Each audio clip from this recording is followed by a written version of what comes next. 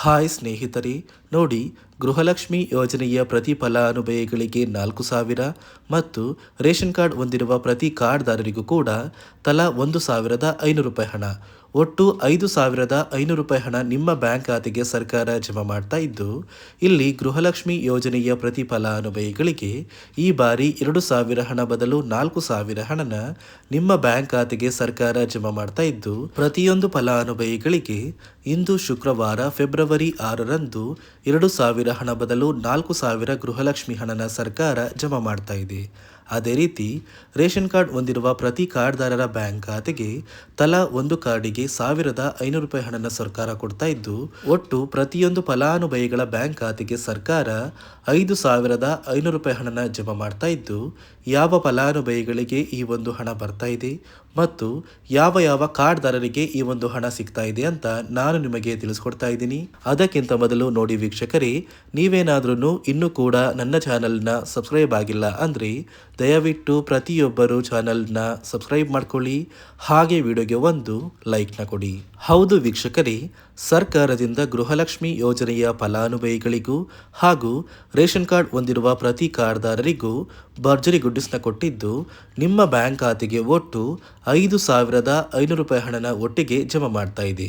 ಇಲ್ಲಿ ಗೃಹಲಕ್ಷ್ಮಿ ಯೋಜನೆಯ ಫಲಾನುಭವಿಗಳು ಯಾರೆಲ್ಲ ನಮ್ಮ ಬ್ಯಾಂಕ್ ಖಾತೆಗೆ ಹಣ ಬಂದಿಲ್ಲ ಅಂತ ಹೇಳ್ತಾ ಇದ್ರಿ, ಈ ಬಾರಿ ಸರ್ಕಾರದಿಂದ ನಿಮ್ಮ ಬ್ಯಾಂಕ್ ಖಾತೆಗೆ 2,000 ಹಣ ಅಲ್ಲ, ಬದಲಿಗೆ 4,000 ಹಣ ನಿಮ್ಮ ಬ್ಯಾಂಕ್ ಖಾತೆಗೆ ಬರ್ತಾ ಇದ್ದು, ಇಲ್ಲಿ 2 ತಿಂಗಳ 4,000 ಹಣ ಬರ್ತಾ ಇರೋದು. ಅಂದರೆ ನವೆಂಬರ್ ತಿಂಗಳ 26ನೇ ಕಂತು ಹಾಗೂ ಡಿಸೆಂಬರ್ ತಿಂಗಳ 27ನೇ ಕಂತು, ಈ 2 ತಿಂಗಳ 4,000 ಹಣನ ನಿಮ್ಮ ಬ್ಯಾಂಕ್ ಖಾತೆಗೆ ಸರ್ಕಾರ ಫೆಬ್ರವರಿ 6 ಶುಕ್ರವಾರದಿಂದ ಜಮಾ ಮಾಡ್ತಾ ಇದ್ದು, ಈ ಜನವರಿ ತಿಂಗಳ 28ನೇ ಕಂತಿನ ಹಣ ಕೂಡ ನಿಮ್ಮ ಬ್ಯಾಂಕ್ ಖಾತೆಗೆ ಫೆಬ್ರವರಿ 10ರ ನಂತರ ಸರ್ಕಾರ ಜಮಾ ಮಾಡುತ್ತೆ.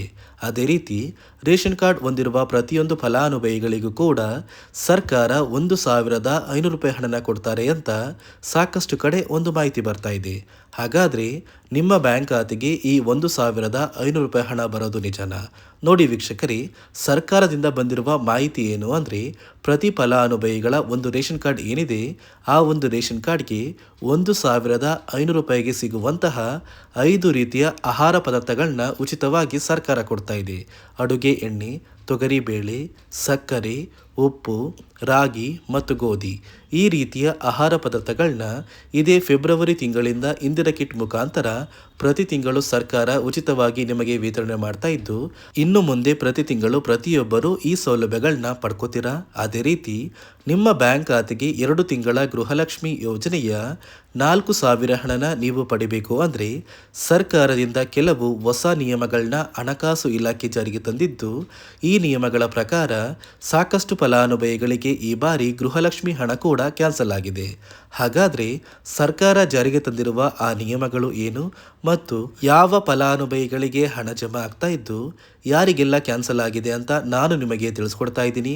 ಅದಕ್ಕಿಂತ ಮೊದಲು ಇಂದು ಶುಕ್ರವಾರ ಫೆಬ್ರವರಿ 6ರಿಂದ ಕರ್ನಾಟಕದ ಯಾವ 21 ಜಿಲ್ಲೆಗಳಿಗೆ 2 ತಿಂಗಳ 4,000 ಹಣ ಬರ್ತಾ ಇದೆ ಅಂದರೆ, ಮೊದಲಿಗೆ ಬಾಗಲಕೋಟೆ, ಬೆಂಗಳೂರು ನಗರ, ಬಳ್ಳಾರಿ, ಚಾಮರಾಜನಗರ, ಬೆಳಗಾವಿ, ಬೆಂಗಳೂರು ಗ್ರಾಮಾಂತರ, ಬೀದರ್, ಚಿಕ್ಕಮಗಳೂರು, ಕಲಬುರಗಿ, ದಕ್ಷಿಣ ಕನ್ನಡ, ಕೊಪ್ಪಳ, ಹಾಸನ, ರಾಯಚೂರು, ಕೊಡಗು, ಯಾದಗಿರಿ, ಮಂಡ್ಯ, ವಿಜಯನಗರ, ಮೈಸೂರು, ಉಡುಪಿ, ವಿಜಯಪುರ, ಧಾರವಾಡ, ಗದಗ, ಹಾವೇರಿ, ಉತ್ತರ ಕನ್ನಡ, ಚಿಕ್ಕಬಳ್ಳಾಪುರ, ರಾಮನಗರ, ದಾವಣಗೆರೆ, ಶಿವಮೊಗ್ಗ ಮತ್ತು ತುಮಕೂರು, ಈ ಜಿಲ್ಲೆಗಳ ಪ್ರತಿಯೊಂದು ಫಲಾನುಭವಿಗಳಿಗೆ ಸರ್ಕಾರದಿಂದ 2 ತಿಂಗಳ ಗೃಹಲಕ್ಷ್ಮಿ ಯೋಜನೆಯ 4,000 ಹಣನ ಜಮಾ ಮಾಡ್ತಾ ಇದ್ದು, ಫೆಬ್ರವರಿ 10ರಲ್ಲಿ ಪ್ರತಿಯೊಬ್ಬರು ಈ 4,000 ಹಣನ ಪಡ್ಕೋತೀರಾ. ಫೆಬ್ರವರಿ 10ರ ನಂತರ ಪ್ರತಿಯೊಂದು ಫಲಾನುಭವಿಗಳಿಗೆ ಜನವರಿ ತಿಂಗಳ 28ನೇ ಕಂತಿನ ಹಣನ ಸರ್ಕಾರ ಜಮಾ ಮಾಡಿ ಇದೇ ಫೆಬ್ರವರಿ 15ರಲ್ಲಿ ನಿಮ್ಮ ಬ್ಯಾಂಕ್ ಖಾತೆಗೆ 28ನೇ ಕಂತಿನ ಹಣ ಕೂಡ ಜಮಾ ಆಗುತ್ತೆ. ನೋಡಿ ಸ್ನೇಹಿತರೆ, ಈ ಬಾರಿ ಸುಮಾರು 1 ಲಕ್ಷಕ್ಕಿಂತ ಅಧಿಕ ಫಲಾನುಭವಿಗಳ ಬ್ಯಾಂಕ್ ಖಾತೆಗೆ ಸರ್ಕಾರ ಗೃಹಲಕ್ಷ್ಮಿ ಯೋಜನೆಯ ಹಣನ ಜಮಾ ಮಾಡ್ತಾ ಇಲ್ಲ. ಕಾರಣ ಏನು ಅಂದರೆ, ನಿಮ್ಮ ಬ್ಯಾಂಕ್ ಖಾತೆಗೆ ಡೆಬಿಟ್ ಮೂಲಕ ಹಣ ಜಮಾ ಮಾಡುವಂತಹ ಸಂದರ್ಭದಲ್ಲಿ ಸರ್ಕಾರ ಸಾಕಷ್ಟು ಫಲಾನುಭವಿಗಳ ಒಂದು ಬ್ಯಾಂಕ್ ಖಾತೆಗೆ ಹಣ ಜಮಾ ಮಾಡೋದನ್ನು ಕ್ಯಾನ್ಸಲ್ ಮಾಡಿದೆ. ಯಾಕಂದರೆ ಇತ್ತೀಚೆಗೆ ಹಣಕಾಸು ಇಲಾಖೆ ಜಾರಿಗೆ ತಂದಿರುವ 5 ನಿಯಮಗಳ ಆಧಾರದ ಮೇಲೆ ಪ್ರತಿಯೊಂದು ಫಲಾನುಭವಿಗಳಿಗೆ ಸರ್ಕಾರ ಈ ಒಂದು ಹಣನ ಜಮಾ ಮಾಡ್ತಾ ಇದ್ದು, ಯಾರೆಲ್ಲ ಫಲಾನುಭವಿಗಳು ಈ ನಿಯಮಗಳನ್ನ ಪಾಲಿಸಿಲ್ಲ ನಿಮ್ಮ ಬ್ಯಾಂಕ್ ಖಾತೆಗೂ ಕೂಡ ಹಣ ಜಮಾ ಆಗೋದಿಲ್ಲ.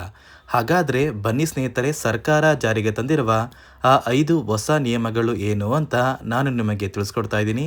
ನೋಡಿ ಸ್ನೇಹಿತರೆ, ಮೊದಲನೆಯ ಒಂದು ನಿಯಮ ಬಂದು, ಸಾಕಷ್ಟು ಫಲಾನುಭವಿಗಳು ಹೊಂದಿರುವಂತಹ ಒಂದು ರೇಷನ್ ಕಾರ್ಡ್ ಏನಿದೆ, ಆ ಒಂದು ರೇಷನ್ ಕಾರ್ಡ್ನ ಮನೆಯ ಸದಸ್ಯರ ಪ್ರತಿಯೊಬ್ಬರ ಒಂದು ಆಧಾರ್ ಕಾರ್ಡ್ನ ನಿಮ್ಮ ರೇಷನ್ ಕಾರ್ಡ್ಗೆ ಕಡ್ಡಾಯವಾಗಿ ಲಿಂಕ್ ಮಾಡಿಸ್ಬೇಕು.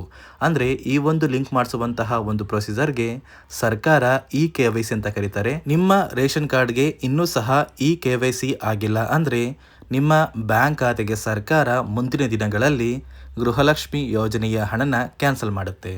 ಅದೇ ರೀತಿ ಎರಡನೆಯ ಒಂದು ನಿಯಮ ಬಂದು, ಸಾಕಷ್ಟು ಫಲಾನುಭವಿಗಳು ಕಳೆದ 3 ತಿಂಗಳಿಂದ ಸರ್ಕಾರದಿಂದ ಬರ್ತಾ ಇರುವಂತಹ ಒಂದು ರೇಷನ್ ಏನಿದೆ, ಅಂದರೆ ಉಚಿತ ಅಕ್ಕಿ ಏನಿದೆ, ಈ ಒಂದು ರೇಷನ್ನ ಪಡ್ಕೋತಾ ಇಲ್ಲ.